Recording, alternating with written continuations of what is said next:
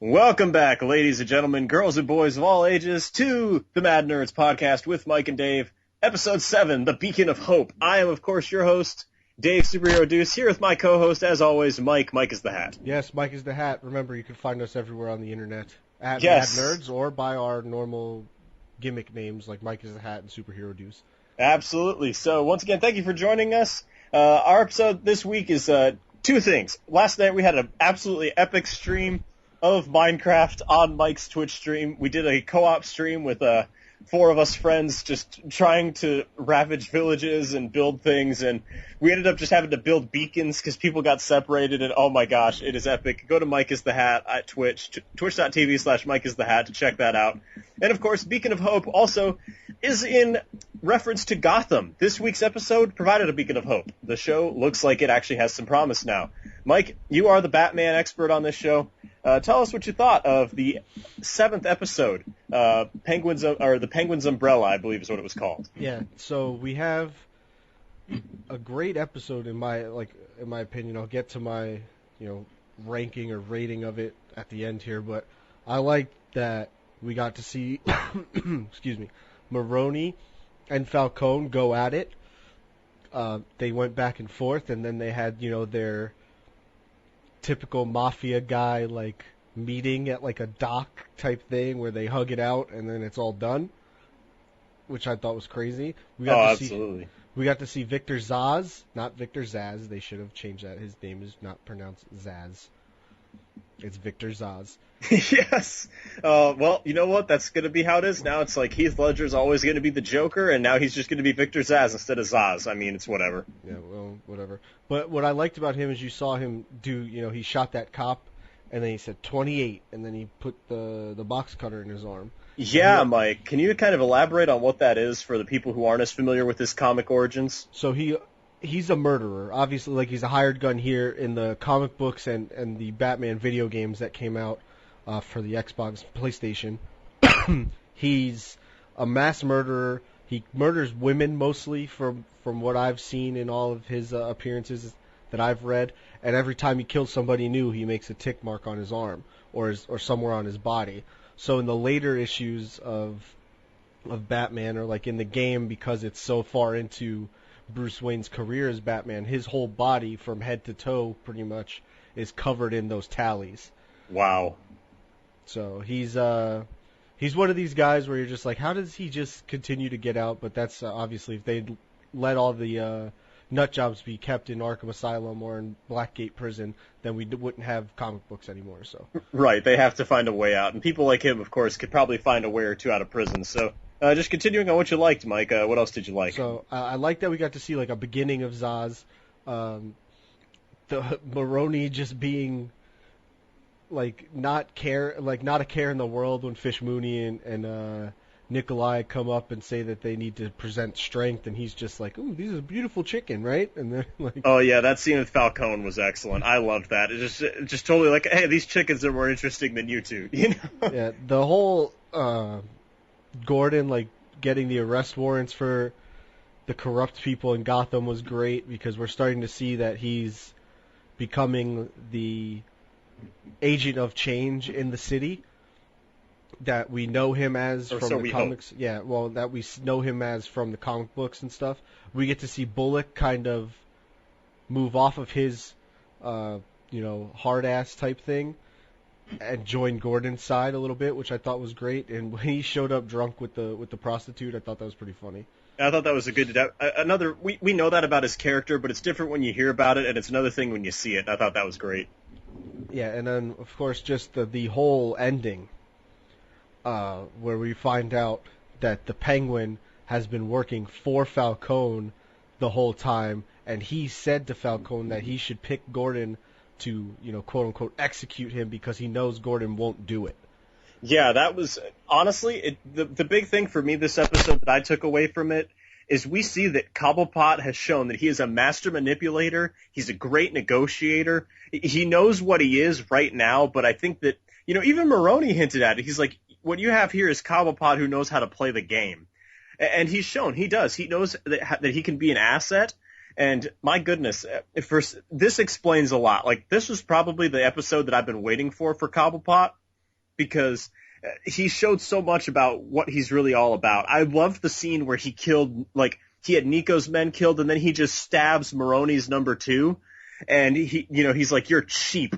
That's your downfall. See, me, I don't have that. I paid off your guys a little more, and guess who they're loyal to? And it's just like, wow. Alrighty then. I loved that scene. Obviously, the ending was amazing also, but that scene where he just straight up murders Maroni's number 2, that was huge. Yeah, it showed that he has the wherewithal now to kind of become his own guy. Like you said, Maroni's playing him up to be like a player in this mafia thing, and now he's starting to take people out. But of course, he's doing that because he knew Nikolai was in with Fish, so he had Nikolai taken out in order to help Falcone, but he took out Maroni's guy to help himself in Maroni's organization, which actually helps Falcone. There's a whole web. Yeah, it got pretty messy there, because you're sitting there like, okay, obviously he's executing this for Maroni because, Maroni's trying to hit back at Falcone, because Fish Mooney's dudes hit Maroni's guys, and it's just, wow, man, Penguin is in the middle of this, and we were figuring he was. I'm glad that they gave it such good payoff after weeks of just stupidity out of Penguin. Yeah. And I'm hoping that this moves the story away from Fish Mooney. I think it is. I honestly think that that's what the setup was. Fish Mooney and her girl were just a red herring. Like, what it was, which is unfortunate that some shows have to do this and are less effective at it than others. It set up so many things for this big payoff. I wish they could have done it better, though. There were some ways that they could have gone about it differently. But I'm pleased with all this payoff. From the very beginning of this episode, we saw what this show can be. It was fast-paced, no nonsense, no BS, very high emotional tone. We finally got that payoff. We got Gordon just shooting the guy, and the big emotional scenes with Barbara Keene. It was so good. I mean, there's so many great things to say about it. The rescue scene with Major Crimes swooping in, I really loved that. But the big thing also too that I loved was the scenes with Alfred and Bruce Wayne. When Alfred comes in and he's, taking out Crispus Allen and saying, well, you can never be too sure these days. And, Bruce is like, talk to me like an adult to, Gordon. And that whole thing was great. This episode just had so much to like about it. All this time, one of my notes was Falcone had gone soft. He clearly hasn't. He clearly was just playing everybody. And it's just like, oh my gosh, thrown for a loop, boom. Wow, too much. Yeah, so good. You see why Gotham is the way it is, leading up to why Batman comes in, is because that Falcone is such a mastermind at what he does, that he gets, Gotham all over him, and that's why you needed somebody like Jim Gordon to come in and Batman eventually to clean the city up. Yeah, now the show has to go nowhere but good from here. They cannot afford a weak episode after this, because this one was really good. You didn't have it didn't even feel crowded. You didn't have Edward Nygma in this. You didn't have Catwoman. It's like, thank God the show figured this out. You're wondering if they taped this after they were assured of a whole season or before, because almost it seems like this is what they would have done if they only had a part season. But either way, I'm cool with it. Zaz is still in play. He wasn't arrested. He wasn't killed. I'm totally cool with this. I like where this is going, and Gotham, just wowed me this week. Yeah, so if you had to give it a rating, like we usually do, what would you give it this week, David? 9 out of 10. It's finally starting to reach its potential. This is what I want every week. I want good pacing. I want good tone, mostly serious with maybe one or two humorous lines from the people who are supposed to be humorous, and then just let it go. Like, I thought Montoya was a little weak. That was probably where I marked it down, was that Barbara Keene, you knew she wasn't going to leave. Like, she's just too stupid and emotional to leave. And not that she's a stupid character, but, love blinds rational thought. And the thing with Renee Montoya, where she was just, like, triple-checking on, are you sure that Barbara Keene is safe? It's like, okay, we get it. You still love her. Like, seriously, just, Montoya, could you have any more depth, please? But other than that, the episode was great. It's a 9 out of 10 for me. I think it can still get a little bit better, but this was awesome. Yeah, I'm definitely saying that. I think I said it last week that it was the best episode. Now this is the best episode of the show. Definitely 9 out of 10. The viewers thought, like, it got a 2.4 rating again, and actually went up about 700,000 viewers. So Good. From a 5.89 to a 6.63. So actually, it's not. It's a little more than 700, or right around 700,000. But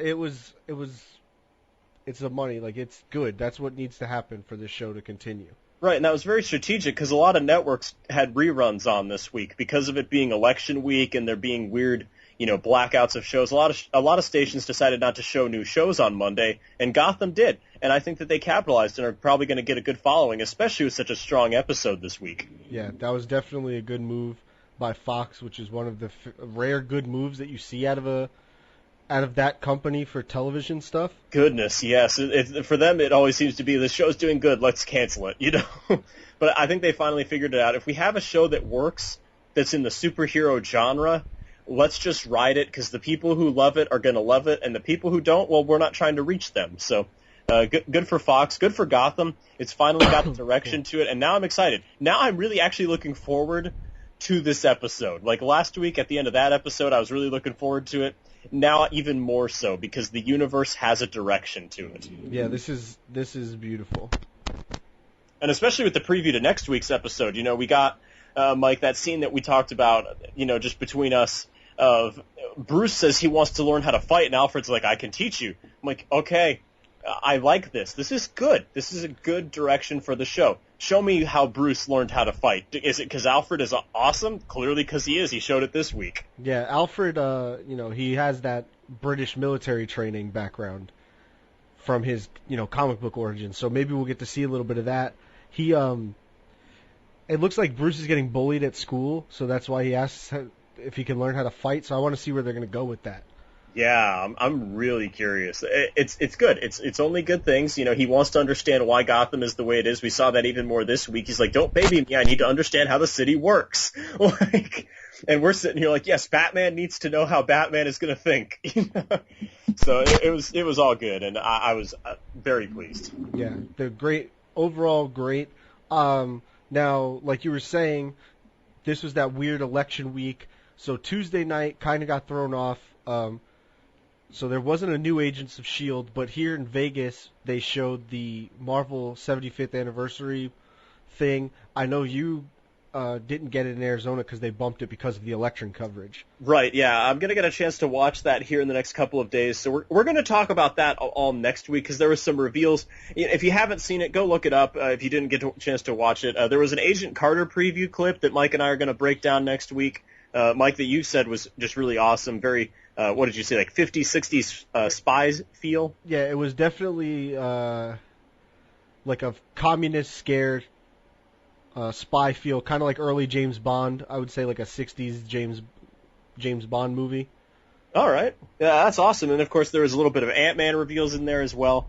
So I'm looking forward to watching it. I'm going to get a chance to watch it, like I said, here in the next couple of days. So if you're wondering why we're not talking about, that whole thing, it's because we want to make sure we have an educated discussion and give you people a chance, because maybe you were in the same time zone as I am and you didn't get a chance to see it, and maybe it's going to be on in the next couple of days for you as well. Or by the time this gets on YouTube, maybe you've already seen it. So moving on from there, we're going to stick with DC. This is a big comics week. Of course, it's the beginning of the month. These next 2 weeks are usually pretty big in the comic world. Michael, what was going on in the DC Comics world this week? Well, Future's End is at number 27. I haven't picked it up yet, but I did read the new Deathstroke and the new Suicide Squad books that I have so far. I had a couple of back issues. New Suicide Squad, I'm up to number 3. The 4th one is going to be released next week.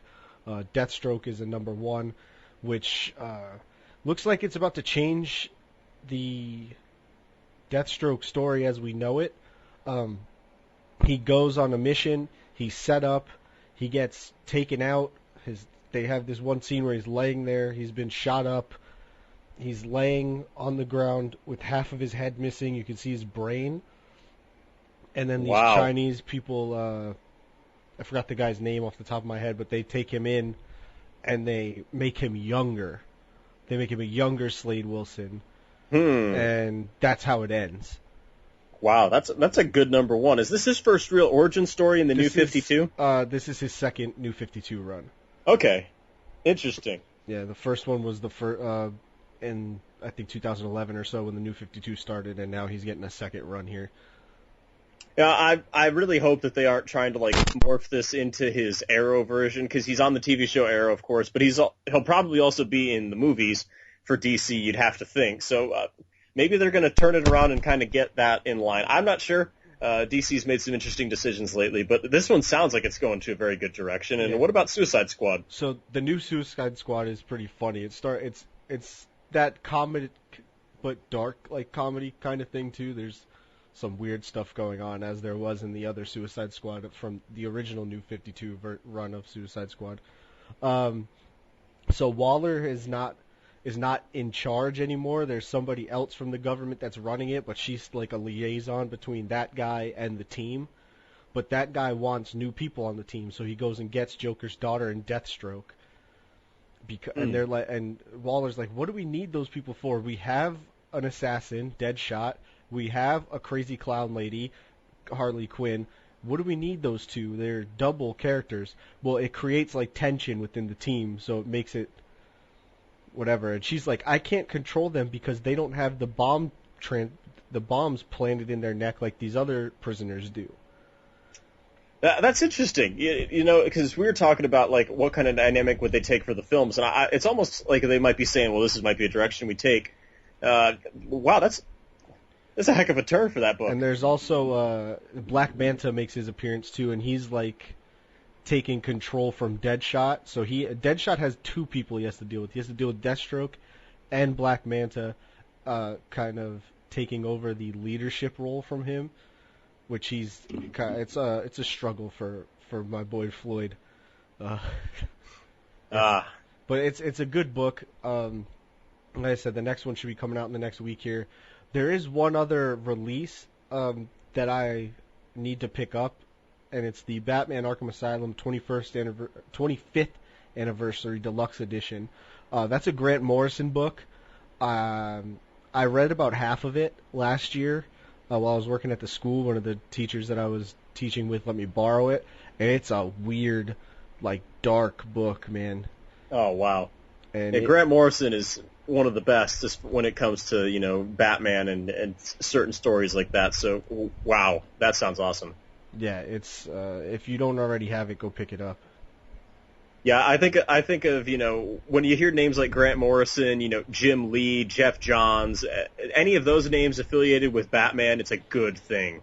Yeah, the art in this book is really out there, man. If you don't know what I'm talking about, go look it up. It's amazing.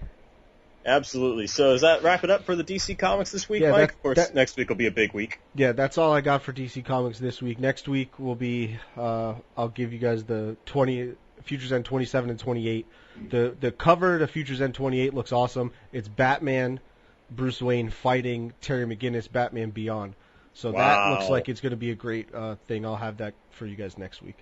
Absolutely. So you mentioned Suicide Squad, Mike, and there has been some news that we will discuss here on the show. As far as oh man, as far as casting news goes for the Suicide Squad film coming up, I had a similar reaction, but maybe not quite as extreme as yours. That is that Jared Leto, the actor, is rumored to have a part in the Suicide Squad film and the DC cinematic universe as the Joker. Of course, he's from Dallas Buyers Club. Is what he's most known for. Mike, your initial reaction was you wanted to vomit. Why do you say that? What do you dislike about this? Just leave it alone. The Joker doesn't need to be in anything else. Like, just let it be, just like we did with Jack Nicholson's version of the Joker. It sat for 20-some-odd years, 20 years actually, almost to be exact. Let Heath Ledger's Joker live on. Now, I like Jared Leto. He's also from 30 Seconds to Mars. Of course, he was one of the founders of that band. Oh, yeah, okay. I apologize for mispronouncing his name. I clearly have not heard it enough to know such things. He's in a lot of stuff. I'm not saying he's a terrible actor. He's not the Joker. He's not. Like, I don't want. I've heard that it's a very Arkham Asylum take on the Joker. If I'm not mistaken, there's a version of the Joker that somebody said he would be perfect for, and I wish I could remember what it was. But the Dark Knight Returns Joker, where he's just kind of catatonic and sitting there watching the TV.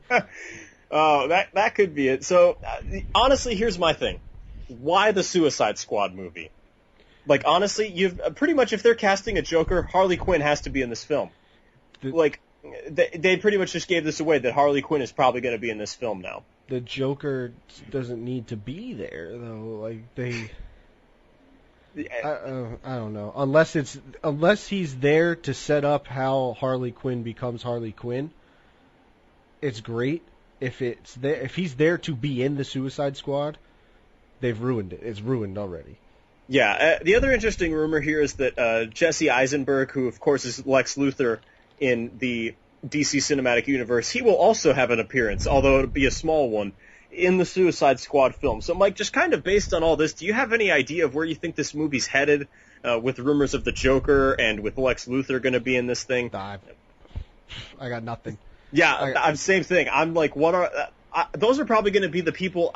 This is just a theory that maybe will turn out to be correct, maybe not.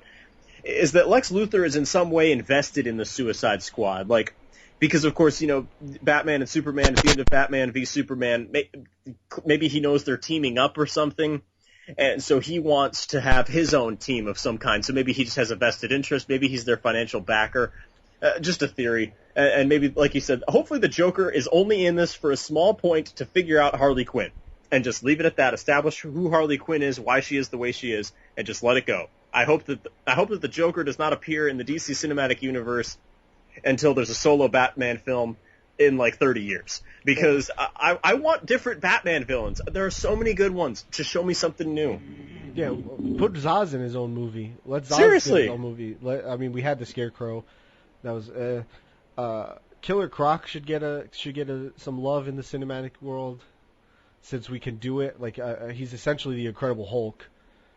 Yeah, and the people show they love that. They love the Incredible Hulk. So this is DC's chance. Yeah, there's things that can be done. I'd love to see a Joker, but not him. Not him. Yeah, wasn't Zaz in Batman Begins briefly, if I'm not mistaken, or was there just a rumor that he was going to be in that film? Or, obviously that was forever ago. But. No, they could bring back that Ra's al Ghul, however you want to pronounce his name. I've heard it pronounced. I've heard it 7,000 different ways. I would love that. I'd be okay with that because if he came in. He's technically immortal. He has the Lazarus Pits. There's a lot of places you could go with that, and then that you could even set up a Talia al Ghul, like we had in The Dark Knight Rises, but with the fact that she and Bruce actually, hook up for a long period of time, and then we get Damian Wayne, and then that sets up a whole nother thing, but that's fantasy booking at this point. Yeah, it's so many weird things going on with this, but, we just wanted to touch on that, kind of mention it. Of course, like we said, there's going to be rumors, confirmations, all kinds of stuff for those coming out over the next few years. Batman v Superman, there were some set pictures leaked. Yeah, there's nothing really to talk about. We saw Superman in a suit. He was flying. We saw him kissing Lois Lane. Nothing of any kind of note. And he didn't have a cape, and everybody freaked out because there wasn't a cape. It's like, you guys clearly have no idea how stunts work. The internet is stupid sometimes. Put that cape back in there digitally. Yeah, and they do, and it's going to look fine. Wait, did nobody watch The Incredibles? Seriously? Did nobody watch The Incredibles? Capes are a problem for so many different reasons.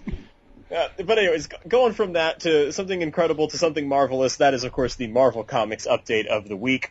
The Amazing Spider-Man #9. It kicked off Spider-Verse. This is Spider-Verse Part 1.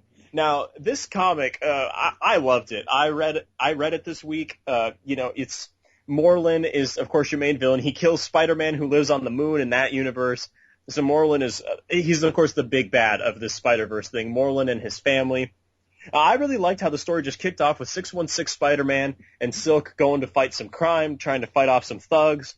And then just out of nowhere to help them, Spider-Woman shows up, Spider-Man 2099, Spider-Man UK, and Spider-Ham. All come in and they're like, hey, we need you because you are the greatest of us, all of our Spider-Mans. We have to protect you, 616 Spider-Man, which is, of course, Peter Parker, the main Marvel Universe. And I really liked this. And, they go, kind of at the end of the comic, they go to Universe 13, where Cosmic Spider-Man is. He got these amazing cosmic powers, decided not to give them up. But he can only use them in Universe 13. So, of course, since he's OP Spider-Man, he can only stay there for the sake of the story. You can't have him too far. But the comic ends with Miles Morales, of course, Ultimate Spider-Man, being attacked by Morland's family, who, there's a lot of character depth with that. I don't want to spoil too much of it, just wanted to give you the main points. So all of a sudden, just in one book, it was crammed. It almost felt way too fast-paced, but I loved it that you got all these Spider-Man women right off the bat. Just amazing way to start, especially Peter Porker just coming in and kicking some tail. Spider-Ham. Spider-Ham. Like, this Spider-Man UK thing confuses me. Like, yeah, it's what confuses you about it, Mike? Please do tell. Just like whatever. I mean, I yeah. guess he hangs out with Captain Britain, I guess. I don't know. Yeah, they gave his origin story in one of the Edge of Spider-Verse things, and trust me, Mike, this is the epitome of confusing. I'm trying to keep track of which Spider-Men have died, which ones are still alive and doing awesome things. It's a great kickoff, though. It set up a lot of things for the future. I'm excited. Morland's family, Morland, are very ticked off. They feel like they are the ones who should rule this, like, all the Earths. So that's why they're going through and killing Spider-Man, because they think that that's like their main foe. So, nice. Good start. But I mean, I guess looking at it, kids in London aren't going to want to read about, a teenager in New York saving stuff. They want to know about a teenager bitten by a radioactive British spider. Right, exactly. Hello, I'm Spider-Man. And then he has a spot of tea.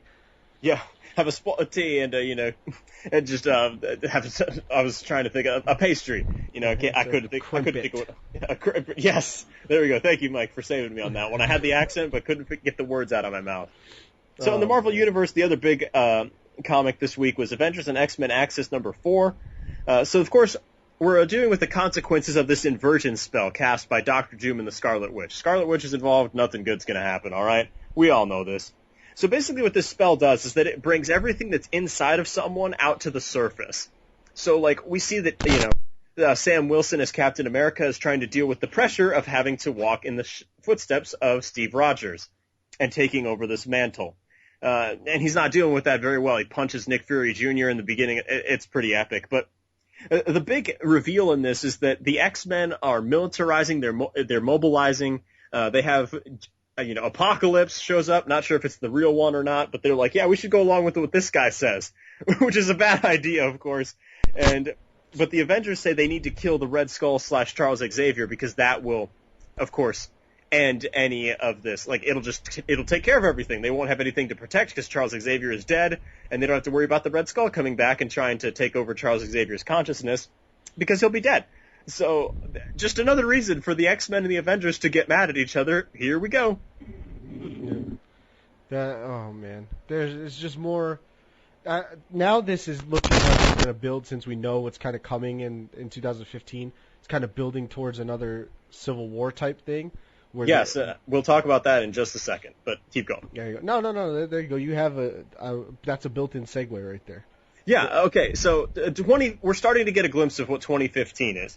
We've seen some covers coming out that say, like, renewing their vows between Peter Parker and Mary Jane and their child. We see X-Men from the 90s, the cartoon X-Men, if you will, appear in a cover. You see, of course, the Civil War cover get released. You saw Secret Wars cover get released. I'm really starting to wonder, what the heck are they doing? Like, they said this is all connected, by the way. Marvel's been very clear that all of these covers that have been coming out are connected. I think that they're going to reboot the universe with the best versions of all the characters. Like, the ones that fans will love. Of course, everybody loved the 90s X-Men cartoon. Everybody loved Civil War. I mean, I have two theories of this. Taking the best characters from each of these events and throwing them into one universe and seeing how it works. Or having some kind of time travel story that changes all of these events as we know it. Now, see, I like take the most popular characters and run with them. The time travel thing I don't like. I'm not a big fan of that. That's the Future's End book is the only time travel type thing that I like. When it gets too complicated, because I feel like the time travel stuff can get really messy. Yeah, you start retconning things and changing history and the future, and just it's weird. If you're gonna do it, have all of that, have something end, whether it's at the end of 2014.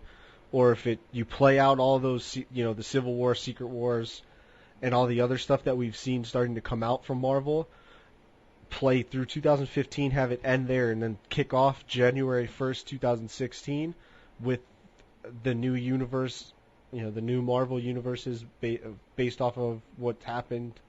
Obviously in 2015 you have to build something, but if it was like, hey, we're going to take the X-Men from the 90s Fox cartoon, we're going to take the everybody's favorite Spider-Man, Peter Parker, we're going to take this group of Avengers, the one that is popular in the movies. And then we're going to take, World War Hulk, because I feel like that was one that was released, and then you had the cover with Quicksilver and Scarlet Witch that said No More Mutants, which is, of course, alluding to House of M.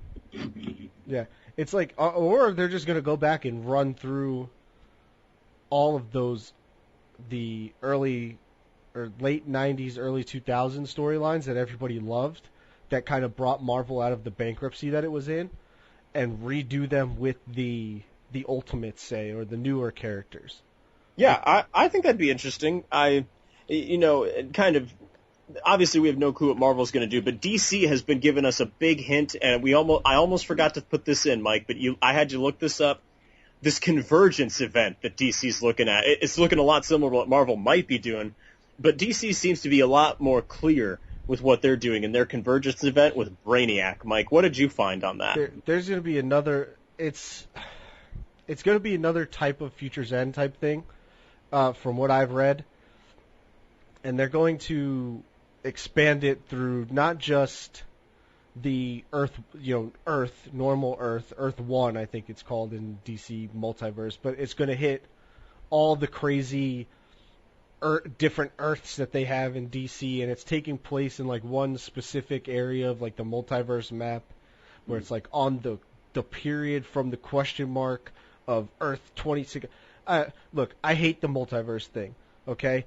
It drives me nuts. So this, hopefully, I'm going to buy this book, so hopefully it's going to bring me into, like, more of the multiverse stuff. I mean, we do have the DC Multiversity event going on right now, but we've never mentioned it because I don't read it, and I don't plan on it, but... Right, exactly. I mean, it's a Grant Morrison thing. It probably is great, but I don't... I've heard it's up and down. Like, I've heard it's incredibly trippy and incredibly meta, but not everybody can take it. Like, that's just what I've heard. So I hope Convergence isn't too over the top with all the jumping around from the universes, but if it stays like they're saying it is, it's going to be like Future's End and Earth 2 World's End, because those are going to somehow tie into this, since those will end this year, and Convergence is going to pick up in 2015. Hopefully, it's not terrible. That's all I can really say. Like the way that the multiverse thing is set up, it lends itself to bad stuff. It could get messy, but you know what? The art looked interesting. I saw. I don't know, Mike, if you saw the art where there was I believe it was Brainiac who was looking up at all the different multiverses, and like they were all on the same screen together. Like Convergence. So yeah, I saw. The hexagons, right? It kind of looked like a honeycomb. Yeah, it looked like honeycomb. Yeah, that's we did see the same piece of art. So it's that art looked great. I guess what teaser. Yeah, we'll call it a teaser image. It looked good. I like if it's drawn that way, that'll draw me to the book. I like the way that art looked. So I definitely pay the $2.99 a month or a week for it. Yeah, so obviously a lot to look forward to out of both companies. It kind of shifted back to the Disney side. Sorry to flip-flop here and there. Of course, Marvel will be releasing a comic about what we're about to talk about next, and that is Star Wars Episode 7. Just real quick, it finally got a subtitle. Mike, what is the subtitle? Star Wars Episode 7, The Force Awakens. Dun, dun, dun. Or should we say, dun, dun, dun, dun, dun, dun, dun, dun. Pick your Star Wars music that's so famous. Goodness, the score from Star Wars is as famous as the movies itself, but... I think it's good. I think it's safe. I don't think it's too over the top. I don't think it's too weak. I think it's just it's vague enough to make us ask questions, but yet exciting enough to get us hype. Exactly. I'm cool with it. It is what it is, as some people like to say. Like it's there. It lets you know that there will be Jedis and there will be Sith. Yeah, exactly. It's the Force. And Luke Skywalker will probably have a part in this that's going to involve some awesomeness. possibly him, training some young Jedis. I'd be cool with it. I think it's got a lot of potential. I believe they just finished filming about 2 weeks ago, so a lot to look forward to out of the Star Wars franchise. Yeah, we have just over 13 months until the movie's actually released. I think it's sitting at a December 2015 date. Yeah, I believe so. It is right around there, so there's a lot to look forward to out of Star Wars. Of course, as more things come out about this and as things to discuss happen with Star Wars, we will be sure to talk about that and maybe even bring in a couple of our friends who are, Star Wars experts who really know about the Star Wars mythos, because I would be lying if I said I know Star Wars like the back of my hand. I'm, of course, a Marvel guy, so I know about Marvel Comics, not as much about Star Wars as I wish I did, but I love Star Wars. I think it's awesome, and just another great section of the nerd world. Yep, exactly. And, of course, we're not going to talk in movie news, just to kind of put a bow on this. There was a leak of potential Avengers Age of Ultron plot details. I'm not going to talk about them here. We're not a spoiler show. We're not going to do that for you. If you know how to find them on the internet, go find them. Like, I read a little bit of them. Some of it was just, I was like, well, everybody's been saying that. That's nothing. That's not a spoiler. That's not a leak. That's nothing. That's stupid.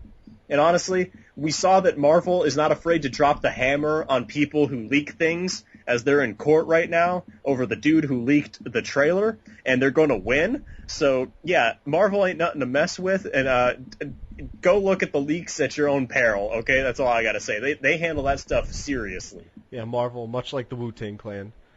Yeah, so just one other thing, video game talk. We're going to talk briefly about video games this week, as we tend to do whenever there's big video game news. This week, there was a big release, and there's a big release coming up this week as well, of course, with Call of Duty and Assassin's Creed Unity, respectively. So, Micah, tell the fans a little bit about these games, what you've heard, what you're hearing, and what they should look forward to. Yeah, so this is what they call AAA releases. These are the big name games from their respective companies. Call of Duty Advanced Warfare, I have it. I picked it up the Day Zero edition. Have not sat down to play the campaign. I went straight to the multiplayer to cash in on my advantage of having it 24 hours or so before people that didn't pre-order it, so I got my double XP and stuff. The addition of the exosuits, the little exoskeletons that the people wear now, where it allows them to boost jump, kind of like in Destiny where you could do double jumps and stuff, but it also allows you to double jump and then have like a strafe mid-air, so you have like bullet dodging capabilities that you didn't have in other Call of Duty games. Instead of just laying down, like in the previous Call of Duty titles, the Modern Warfare, the Black Ops, your best bet was to hold circle and go prone. Well, now you can jump, slide to the left in midair, then shoot down and do it into a melee attack, a la Super Mario 64, where he used to like jump up in the air and then you could slam down with his butt. Oh wow! But like obviously it's not, you're not using your butt in this one. You're using like a fist, and then the new weapons are kind of cool. You don't really have heavy like M60 type machine guns anymore. You have like these laser weapons because we're into the future. They're crazy. The fact that you can customize your kill streaks, not just the fact that you can pick your kill streaks, which one you want, or score streaks they're called now, so you have to get a certain score before you get them, but you can customize them. Now obviously it'll add on to the score, but now you can take a UAV, which would just give you radar support, and add stealth, like attack drones to it, and if you want to make it so it's a support thing to where your points don't go away when you die, you can add to it. And there's a lot of new stuff that makes it a lot more dynamic, a lot more customizable for your multiplayer experience, which is great. That's awesome. Sounds like a great game. Definitely go pick that up. I've heard the graphics are top notch, and of course the other big game coming out this week is Assassin's Creed Unity. Yeah, well, here, hold on, let's finish up. Finish up Call of Duty. Call of Duty's getting nothing below an 8 anywhere. It's all 8s and up to 9s. A lot of great reviews on the Metacritic and game rankings. The aggregate scores are the money for this game. I'm sure the campaign is great because it has Kevin Spacey in it now. Yeah, I saw the previews for that, and it looked just like him. Like, video game technology is scary good now. I haven't sat down to mess with it, like I said, but So that game's great. Now we're shifting to Ubisoft or however you want to pronounce their name, releasing their yearly big money title, Assassin's Creed. This is Assassin's Creed Unity, like David said. This one's taking place in the French Revolution, which gives you like a time frame. I don't exactly know when. I don't remember from world history class in the 10th grade when the French Revolution was.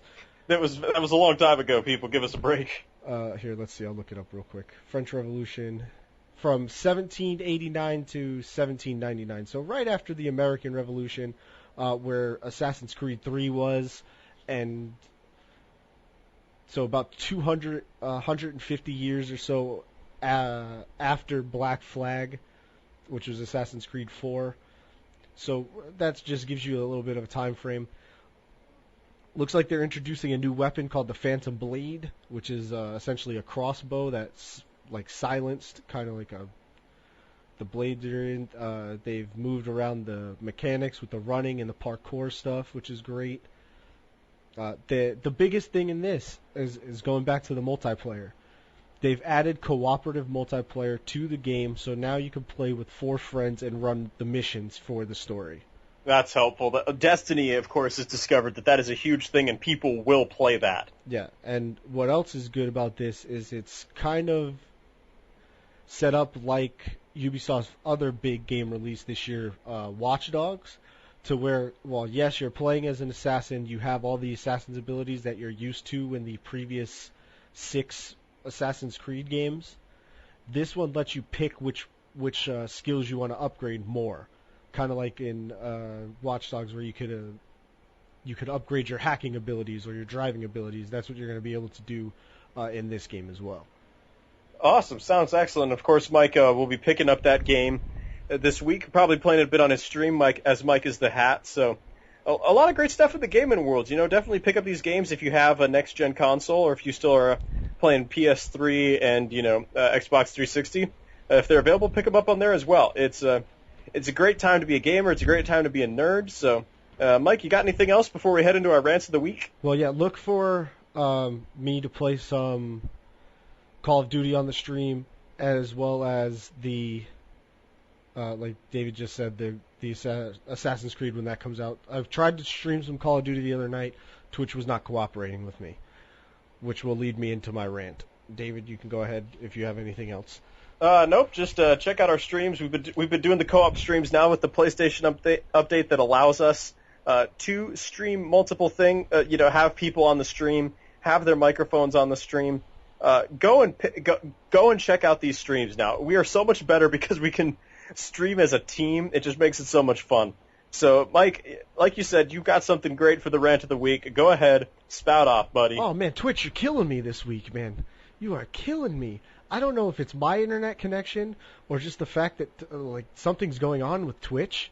Like I couldn't see my video preview for the stream. We did like a 4-hour stream last night. I had no video preview. It said I was offline on my dashboard for most of the stream. Yep, and it said it was offline on PlayStation platform, but it was working on the internet.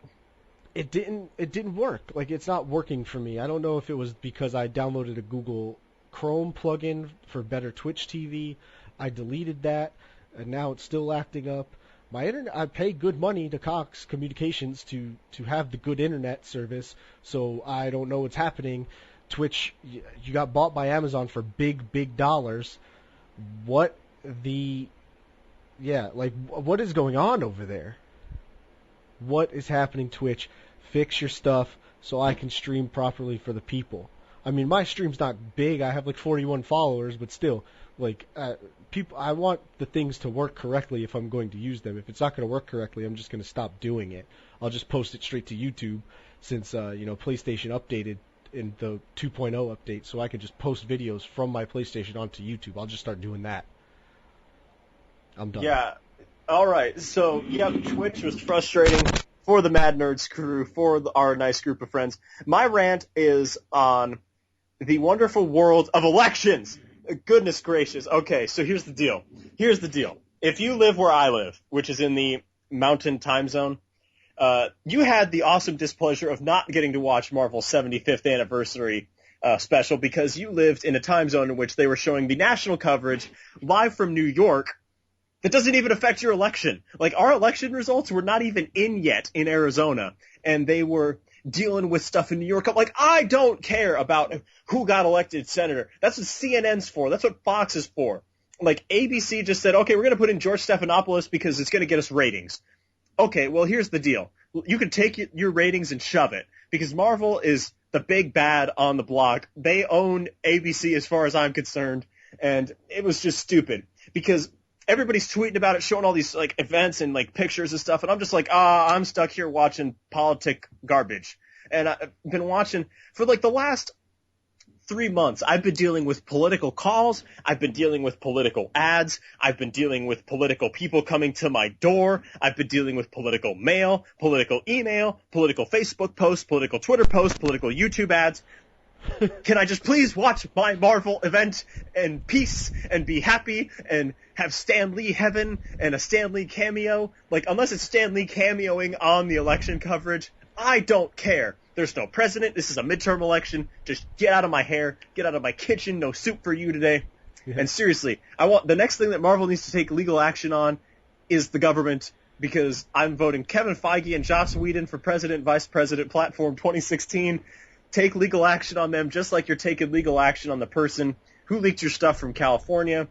Bring down the hammer. Bring down the Marvel hammer. For all you people who are complaining that Marvel's taking legal action with this leak, shut up. Listen, if somebody stole your property and cost you millions of dollars in potential advertising because it was supposed to be on at a certain time, would you not be a little upset that leaked ahead of time? Yeah, that's what they're going to be doing. This is good business. It's not Marvel being, hard A about anything like that. They're not being DC where they force you to take everything down. No. This was because this guy cost them money, and a lot of money that they can't get back. So just take your stupid kid misunderstandings and your nerd rants and save them for something reasonable, like my election rant. That was a double rant right there. But the worst part about this thing is like, they bumped it for election coverage, but ABC is owned by Disney, which owns Marvel, so why did they have to bump anything? Yeah, and it only affected my time zone because it was live. Like, Mike, you didn't have this problem because it was a 1-hour election show. And it was only on during that time slot. So that meant that you got the Marvel special. That meant that Eastern time got it. That meant that Central time got it. Everybody but my time zone. It's like, what the heck? Why must you screw us? What did we ever do to you? I mean, I know the government hates Arizona, but that's no reason for ABC to hate Arizona. Like, come on. While I was watching it on my DVR, like, it just came across the bottom like an ESPN ticker. This district reports this percentage, and here's this person's winning and that person's winning. That's all they had to do. Yeah, and that's it. And that was Nevada results, I'm guessing, right? It wasn't the national results. It was just for Nevada. Yeah, it was Dina Titus, and the other people, the governors and stuff. Like, Dina Titus. Oh gosh. That's the only name I remember because I just remember her seeing her on campus when we used to go to UNLV. Yes, gosh, she was everywhere, and she has the weirdest accent, but she's cool. I like her. I got to interview her a couple times. She's really cool. She really does support UNLV, and she's good for Las Vegas. But the thing is, this coverage was national coverage. Like, why are you getting rid of my content for national coverage that I probably don't give a rip about? Like, yes, the Republicans took back the House and the Senate. I don't care. I'm a nerd. Give me my stuff. Like, I voted, sure, but I don't care about, Kentucky's election. If I cared about Kentucky's election, I would live in Kentucky, and I would vote in Kentucky, and probably have a different accent, and I have a friend named Kentucky. Nothing against his awesome state, but let's be honest, I only care about my state, and every other station had their coverage on at the normal time when the news was on. Jeez. Oh man. So, with that. That being said, we have a beacon of hope in Gotham. We have a beacon of hope in our Minecraft stream of 4 hours and 45 minutes worth of beacons of hope and other awesome jokes involving things that we are not allowed to mention on our show. But once again, if you ever leave somewhere in Minecraft, bring a map. Everyone in the party take a map in case you get lost. Just like in the Hitchhiker's Guide to the Galaxy, everywhere you go in the galaxy, you have to bring a towel. You have to bring a map everywhere you go in Minecraft. It's a new rule. Yeah, and in this case, you need to take dirt in case you fall in random holes in the middle of villages like Mike. Oh, man. You need to take doors to beat people with. Yeah, just Or go watch the steal all the stream. doors. Just watch the stream. It's great. So once again, thank you all for joining us. If you were one of our new followers, of course, from our many different ways that we've been starting to advertise the show, thank you for joining us. You guys are awesome. Of course, follow us on Twitter, Twitch, YouTube, Facebook, like the Facebook page. We love you guys. Hello, NSA guy. We are out.